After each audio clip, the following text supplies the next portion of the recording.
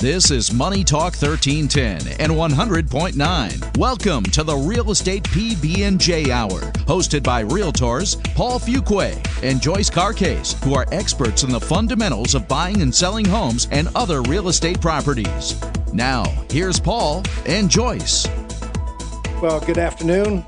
I'm Paul Fuqua with Rose and Womble. Welcome back to the PB&J Hour, the Real Estate PB&J Hour. We're dedicated to fundamentals.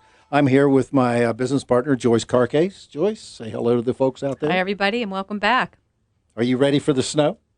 There's snow coming on Sunday. Yeah, I'm ready. I'm not ready. I'm tired of snow. I don't want to see any more snow. Anyway, Joyce, it's your time on the mic. You're in charge of all the statistics. Go at it. Okay. I'll try to make it as interesting as possible. That's tough. I know, right? We don't mean to put you to sleep in the first 2 minutes, but we have a lawyer coming up next, so he'll put you to sleep.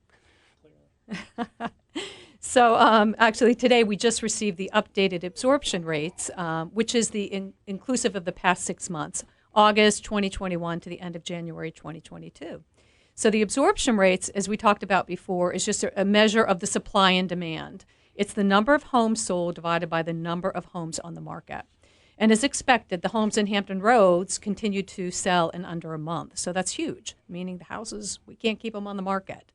To put that in perspective, historically, it took 5 to 6 months for homes to typically sell. We had 5 to 6 months of available inventory, and that would be considered a balanced market. But that's true across the country, isn't it? It is. It is. And is there any postulation of a reason? I mean, other than the fact that people are enjoying their houses and they're spending big money at the big box stores like Lowe's, is there any other reason? Are people just afraid to move, afraid to sell because they won't be able to find anything? Not able to find anything, but also the fact that the price points are up significantly. That was my next question. What price points are selling the fastest? Well, the fastest moving properties in Hampton Roads are between $300,000 and $500,000. That accounts for about 65% of all the homes sold in the area. And then you've got the lower price ones, $100,000 to $300,000. A lot of investment properties. You can't even get those. Well, I think Mr. Ahern, our guest, our legal counsel with Sykes Bourdon, noted when we were discussing this before we were on the air that people are not finding inventory at their selected price point that they can afford. So they're looking at houses that are lesser priced because of condition, and they're still buying them as end users and investing money to rehab them. That's right, and the numbers seem to support that too. What about the peninsula? How are we doing over there? Well, average sales price over in the peninsula is about $301,000. Right. Okay, here in the south side, which includes Chesapeake, Virginia Beach, Norfolk, Suffolk, Portsmouth, Smithfield, and we do include eastern North Carolina because the proximity to us is so close. Right. That's just over $347,000 is your average sales price. Now, last week we talked about the number of active listings that show up, for instance, on Zillow and Redfin and these other services, but they don't reflect the reality. Is that of the market? That's right, and it's consistent as it was last week. We've got about 2,600 active listings on the MLS today, which is slightly higher than last month. But only about 38% of them are actually available for sale. So of the 2,600, about 1,600 of them are actually under contract at this point. So there might be 1,000 available for somebody to buy. Now we've got a ratio of 6 to 1 or 7 to 1 agents to houses to sell. That's why we're on the air, folks. I sell houses, but I can't sell them if I don't have them listed. Joyce sells houses with me. We're partners. But when we sell everything and we sell for top dollar, that's our history and our goal, and we don't have anything to sell, we're basically out here hawking. We're trying to get you to call us and say, come list my house. What do I need to do? Yeah, and we need something to eat. Yeah. Well, okay. I'm just kidding. Well, now, we are very privileged to have legal counsel Jon Ahern, of a partner at Sykes, Bourdon, Ahern and Levy in Virginia Beach. John's been in the legal profession for 35 years. He's a graduate of Holy Cross, if I'm not mistaken. Good school. Unfortunately, it's not a Jesuit school. It is a Jesuit. Oh, it is. I beg your pardon. It is. See, it's. I apologize. You have to understand, I went to Georgetown, and I think Holy Cross could beat Georgetown on the basketball court this year. But anyway, Jon, welcome. Thank you, You Paul. gotta step Thank you, up to Joyce. step up to the mic. Thank you. Now, we're going to ask some questions of you, and we expect you to respond in all due haste, because I know you've got something you've got to be out of here in the next 25 minutes. Joyce has got some stuff. Fire away. Okay. So, first of all, when you are hired to represent a buyer or a seller, or both, what should your clients expect from you? And this is just in general. When you're hiring an attorney, what can they expect from you? Well, most importantly, they can expect legal representation, which you don't get if you have an escrow company representing you. So a legal representation, of course, I'm an attorney, so I think it's very important, but that's a biased opinion, obviously. They are bargaining for responsiveness, people calling back, responding to their questions, and essentially telling them what they need to do, because most buyers and sellers don't buy and sell homes every day, and so they, the practices, procedures in the industry change over the years, and they're looking to us to help them make the right decisions. So that's what we do. John, in the recent years, ever since the crash in the mid-2000s, what's been the most radical change in your practice related to real estate? What has impacted your processing of the paperwork for a sale or a purchase on behalf of your clients, in contrast to where it was 5 years ago or 7 years ago? I would tell you, in my opinion, there are more title issues per file than I think I've ever seen in the 35 years I've been practicing. So from a title standpoint, it's very problematic. That's why if you buy a property, you want title insurance, you want a title policy, you want to hold on to that forever. The policy is good forever, and you want to make sure that you safekeep that for future problems, potentially. I know John, Joyce has a question. I do. So, a lot of people, they know they should have, or they have to have the title search. They know that they usually have the title insurance. What does that mean? What is a title search? Like, what are you doing when you're doing that? Well, in the good old days, we used to go to the clerk's office and actually pull books and look at the title physically. Now everything is online, so I have paralegals in my office that spend all day online with the various jurisdictions researching title, checking chains of title to see who owns it, who owned it in the past. We check liens to make sure there are no judgments, UCCs, tax liens. There generally are mortgages, but that's what a title search reflects, and gives us the opportunity to convey clear title to a buyer. Okay, and do you have any interesting stories about title searches, things that you've found that have really held people back, held up the sale? Well, yeah, I'm working on one right now where a gal bought a home in 2005, and it was made up of 3 parcels in the city of Chesapeake, and when the deed was prepared in 2005, 2 of the 3 parcels were included in the deed and 1 wasn't. And so she thought all these years that she's owned all 3 parcels, and she really owned only 2 parcels. And unfortunately, the parcel with the house on it is the parcel she didn't get. She got the 2 vacant parcels, so she's not happy. And it turns out that the parcel that she didn't get is now in an estate, and we're having to essentially bring suit to force the estate to convey the parcel that was omitted from the deed. So that's a pretty significant title defect. Oh, I'd say so. We're going to take a short break. Remember, you're listening to the PB&J Real Estate Hour on Money Talk 1310.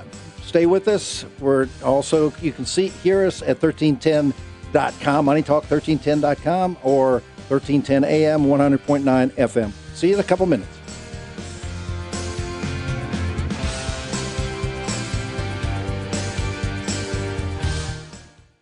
Money Talk Traffic. 64 eastbound stalled vehicle now gone from the HRBT. There's a backup to 664. In Newport News, southbound 664 slowing Roanoke Avenue to the Monarch Merrimack.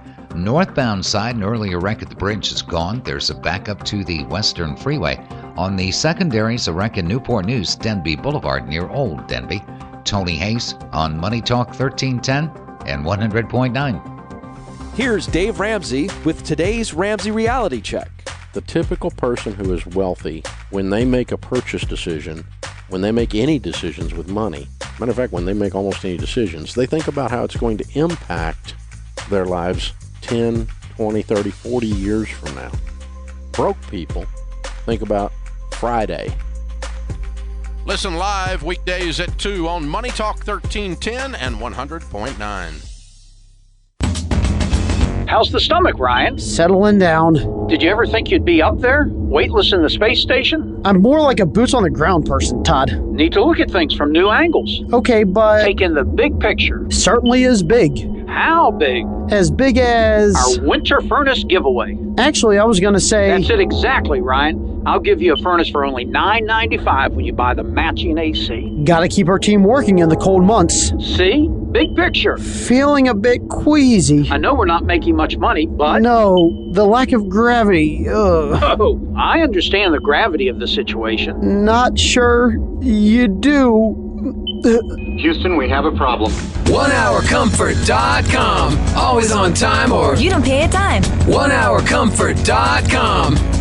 We only have 63 furnaces left to give away. Still not feeling so... Don't worry, Ryan. Just look out the window. Not helping. Independently owned and operated. Have you wanted to speak a new language, but thought it would be too difficult? Then try Babbel. Babbel starts by teaching you words and phrases that gradually get more complex. Soon, you're practicing short conversations. So in 15 minutes a day, you'll be speaking a new language in a few weeks. Babbel is built around real life. It teaches you practical conversations that you will actually use. Babbel, language for life. Celebrating 10 million subscriptions sold. Now try Babbel for free. Just go to Babbel.com today. That's BABBEL.com. Adele Diamond has partnered with local florist and the Butcher's Son to create a special deal that will exceed her expectations this Valentine's Day. Receive a dozen roses and a steak dinner absolutely free with any jewelry purchase over $199. Make her fall in love all over again with sparkling earrings or a necklace from Adele Diamond. You'll be supporting 3 local businesses with one stop to Adele Diamond, located in Hilltop, Virginia Beach, and Greenbrier in Chesapeake. Extended holiday hours. Hurry! Offer valid while supplies last. The Yuengling Shamrock Marathon Weekend is celebrating its 50th running on March 18th through 20th. Come find your pot of gold at the Virginia Beach Oceanfront. Claim your spot before the event sells out at shamrockmarathon.com. Welcome back to the Real Estate PB&J Hour on Money Talk 1310 and 100.9. Rose and Womble Realtors, Paul Fuqua and Joyce Carcaise continue their discussion of the fundamentals of home buying and selling. Welcome back. This is Joyce Carcaise. We are here with our special guest, Jon Ahern, partner at Sykes, Bourdon, Ahern and Levy in Virginia Beach. Like to actually continue our conversation. We were just talking about title searches. Now I'd like to ask him again, why is it that do consumers or buyers need title insurance, or do they? Well, first I'd like to give a shout out to Molly Kaiser. I told her I'd do that, so I just wanted to do that for her. She's my associate, and she's an excellent attorney. So let me answer that question, Joyce, by saying you can't find a lender on this green earth that will make a loan without title insurance. So that should tell you how important it is. And I will tell you this, when I started in this industry 35 years ago, I would bet maybe 20 or 30% of my buyers actually purchased title insurance. They just didn't see the value. I would tell you that today, almost 100% buy title insurance, and it is, I think it's critical because it covers so many issues that can come up, omissions, liens that have been misindexed, tax liens that have been misindexed, and it not only covers the lien, any attorney's fees or court costs that are incurred to clear that lien are covered as well from a title standpoint. So it's critical. Basically, it insures against a clouded title. Is that the right term? I love that. There's a cloud on the title. Your great term is accurate. There is a cloud on title. Yes, Paul. Thank you. So I want to sound intelligent when I discuss. You're validated for this evening. Yeah. Well, you shared a really good story with us about title searches and what you found in the past. Do you have any good stories about those that did not have the title insurance? even though it's a requirement now. You've been in the industry for a while, so I'm sure you've yeah. seen some I mean, things. we run in all the time to people that have liens on their properties. They can't, or they either don't have title insurance or they've lost their title policy.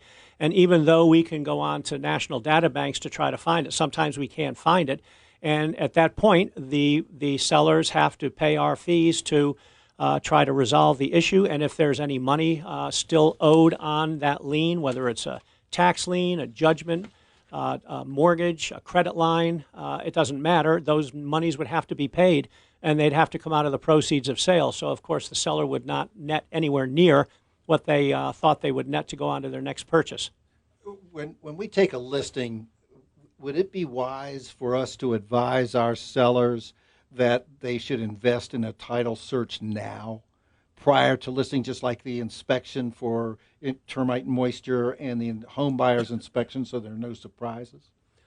I would say that's a great idea, but most people don't want to incur the cost of paying for a title exam, knowing that the buyer's going to have to do that in any event. That's the way we conduct business. That's our protocol in Virginia, is the buyer acquires and pays for the title insurance. But what you can do when you take a listing is to tell the seller to please locate their title policy and give it to you so you can put it in your file in case anything comes up. We have ready access to it. How about surveys? Surveys are, I think, in my opinion, are critical. And I will tell you why. I think that we do a lot in this life where we make assumptions. When you get on a bus that says it's going to Laskin Road, you assume the bus is going to Laskin Road, but you really don't know it's going to Laskin Road.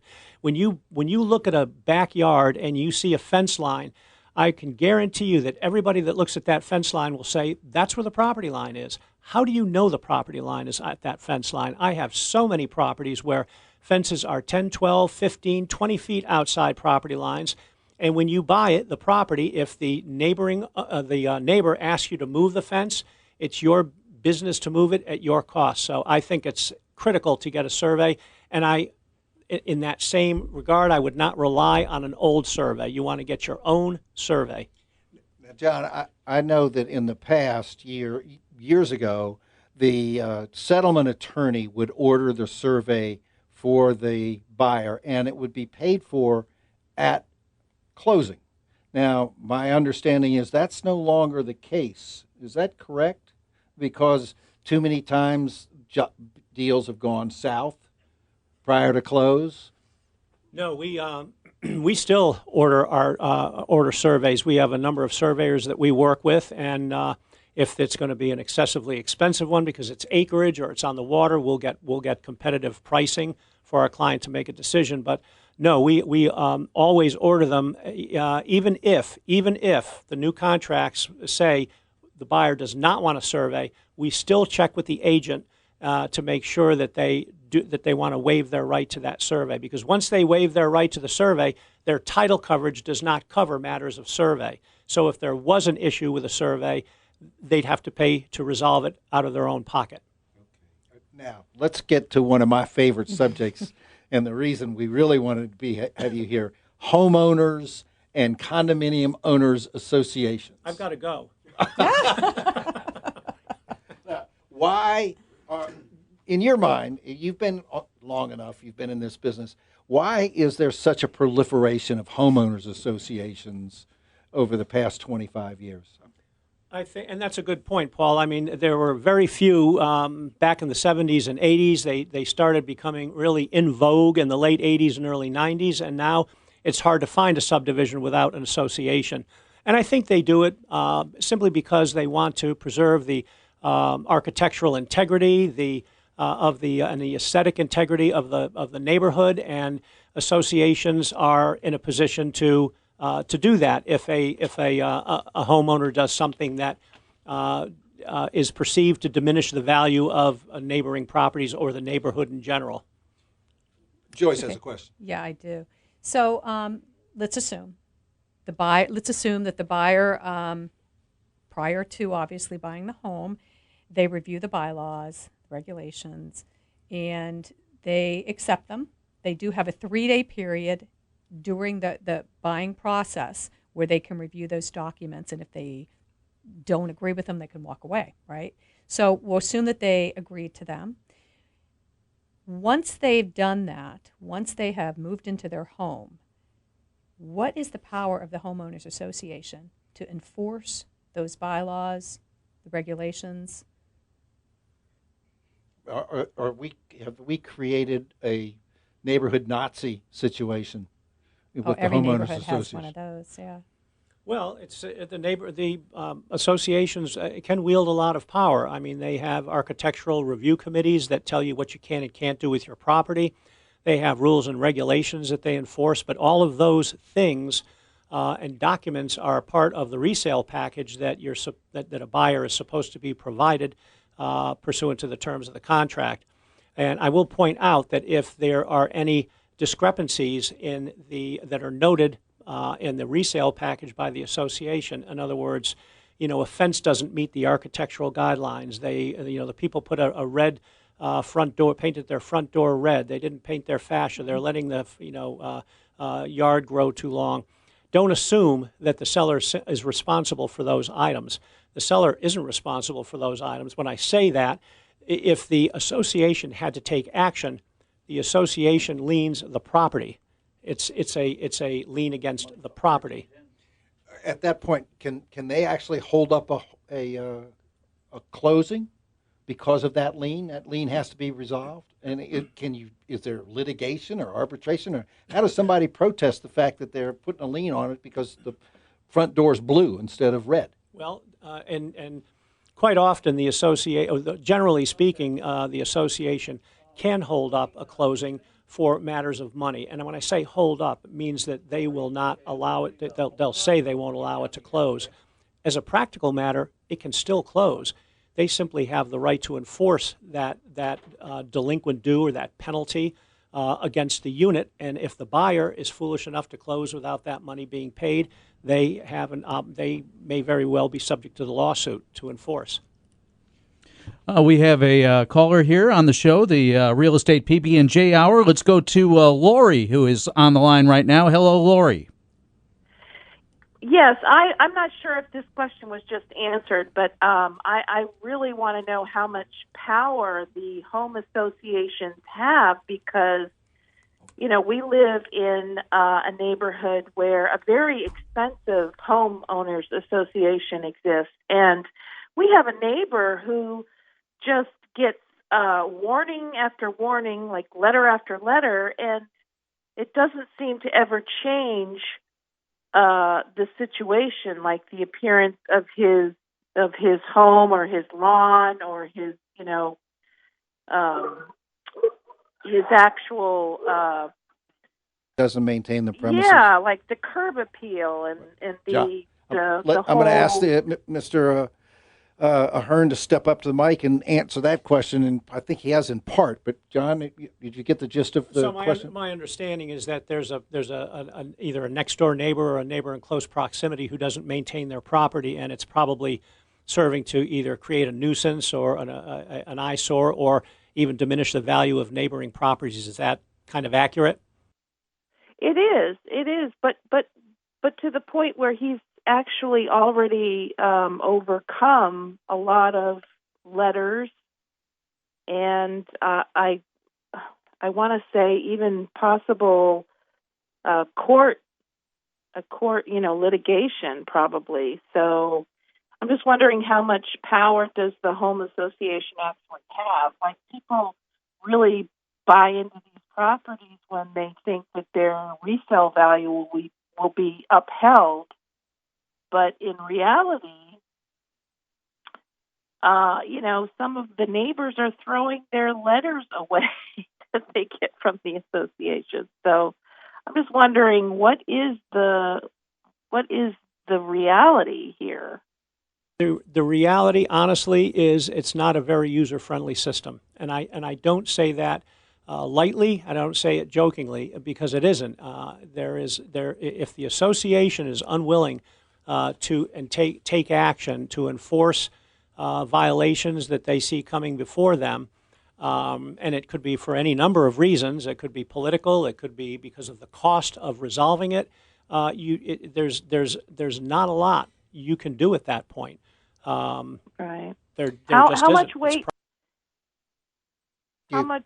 Oh, go ahead.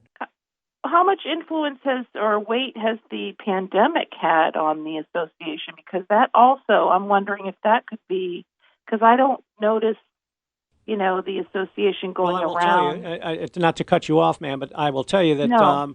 we have a number of resale packages now that come through that one of the things the package is supposed to contain, pursuant to state law, is the last 6 months of minutes of the board meetings, so that you can get a flavor of what's going on with the executive committee or the board of directors, whatever they call their governing body.